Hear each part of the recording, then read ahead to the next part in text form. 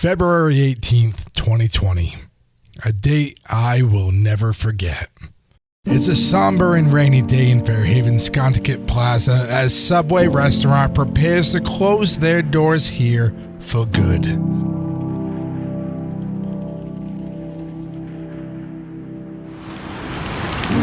worry, man. We'll be open up in the spring.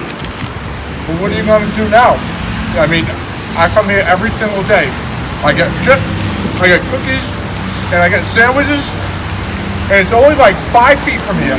Now, what am I going to do? For over 20 years, the people of the South Coast have flocked here for breakfast, lunch, and dinner, all for the glorification of a $5 footlong. Since 2010, I've been back and forth between the studio and the sub shop.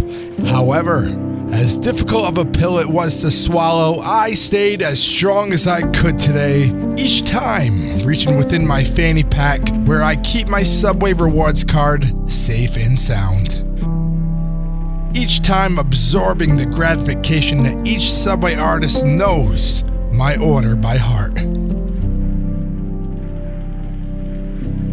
I sat down to enjoy what felt like my last meal with my beloved neighbor as I reminisced about the good times we shared together.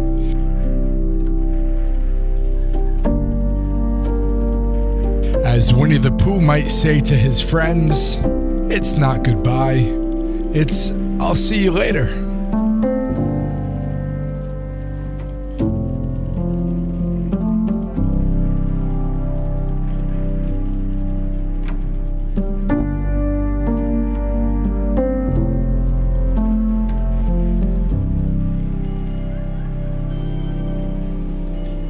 And as I walked out those doors for the last and final time, I could still hear that welcoming greeting like a whispered memory that was left lingering in a vacant space. Welcome to Subway.